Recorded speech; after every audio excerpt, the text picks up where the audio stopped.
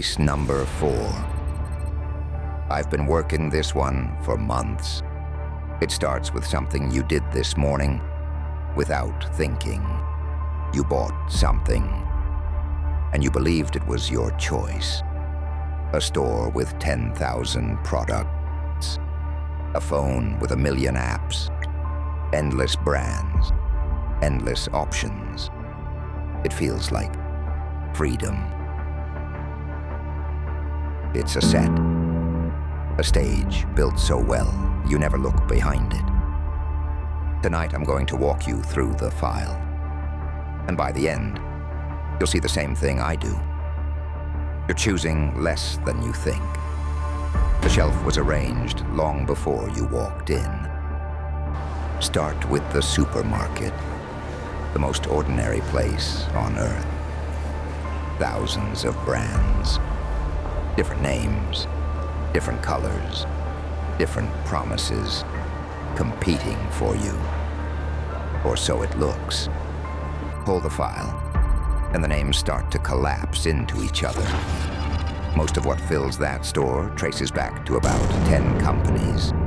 Nestlé, PepsiCo, Coca-Cola, Unilever, Mondelez, Mars, Danone, General Mills, Kellogg's, Associated British Foods, 10 parents, over 400 brands, each company pulling in more than $10 billion a year. Picture a mother in that aisle, counting every dollar. She compares 5 boxes of cereal, different mascots, different colors, different promises. 3 of them are the same company. The cereal you ate, the snack you grabbed, the bottled water, the coffee, the baby food, the frozen pizza. And in the next aisle, your soap and toothpaste trace back to a few more. Procter & Gamble, Colgate, Johnson & Johnson. You walk down an aisle of competitors. You are shopping inside one family the whole time. And most people can't name the parent. Only 3 in 10 know Coca-Cola owns Honest Tea. This isn't a conspiracy. It's printed in their own annual reports. It's not sinister. It's just efficient. It's called the illusion of choice. And it's the cheapest trick in the system. Because if you think you're choosing, you never ask who you're really paying. Let me show you one company most people have never heard of. Look at glasses. Ray-Ban, Oakley, Persil. The designer frames Chanel, Prada, Versace, Armani. Different brands, different prices, different stores. Sunglass Hut, LensCrafters, Pearl Vision.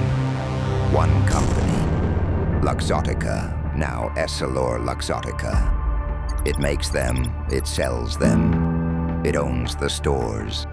Sunglass Hut alone has over 3,000 of them. It even owns the vision insurance that helps pay for them, covering tens of millions of Americans.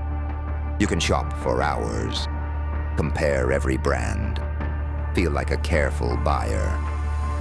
And every road leads back to the same register. A pair of glasses that costs them tens of dollars, sells for hundreds. Not because of quality, because there's no one left to undercut them. This is what happens to competition when no one is watching. It doesn't die loudly. It just quietly moves into one building. Now leave the store. Open your phone. This is where you find products now. Search, scroll, recommended for you. And here the trick gets sharper, because most of it is free. Free search, free maps, free social, free everything. But you already know the rule from the last file. If you're not paying for the product, you are the product. Well, if so, how do you sustain a business model in which users don't pay for your service? Senator, we run ads. I see. What looks like a free tool to find what you want is a machine to decide what you see.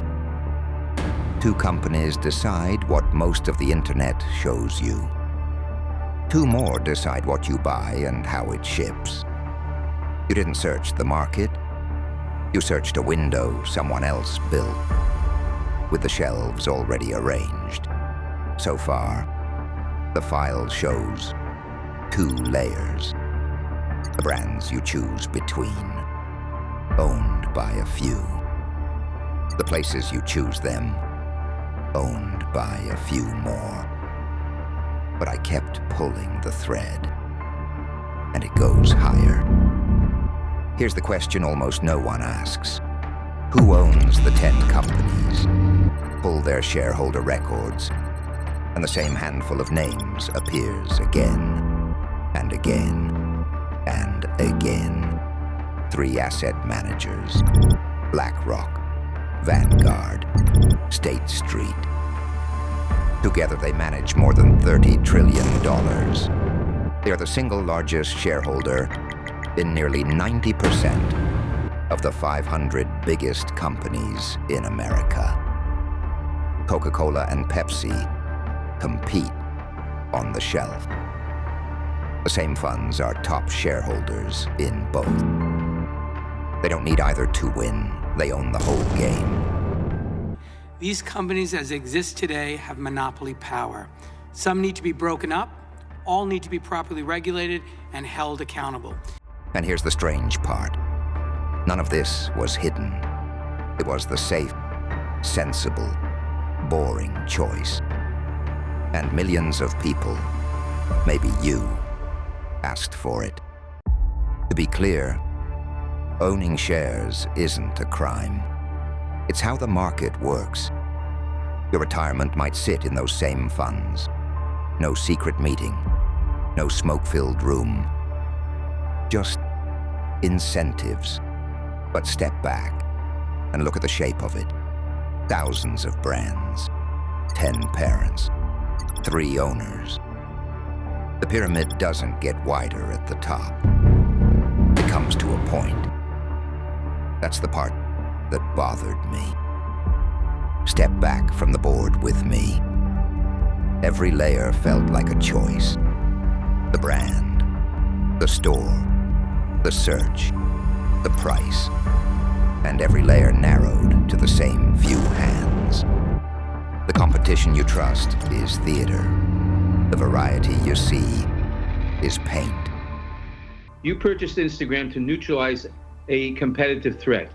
If this was an illegal merger at the time of the transaction, why shouldn't Instagram now be broken off into a separate company? It's not that someone is forcing your hand. It's that every door you're allowed to open leads into the same room. So what do you do with a file like this? You don't burn your wallet or move to the woods. You do one smaller thing. You start seeing the strings. The next time, something feels like a free, easy choice. Pause. Ask who built the shelf. Ask who owns the store behind the store. You won't always change the answer, but you stop being walked through the set blind. Most systems don't need to hide. They only need people to stop looking. I've been Marcus Cole. This case doesn't close. It just gets handed to you. The investigation continues.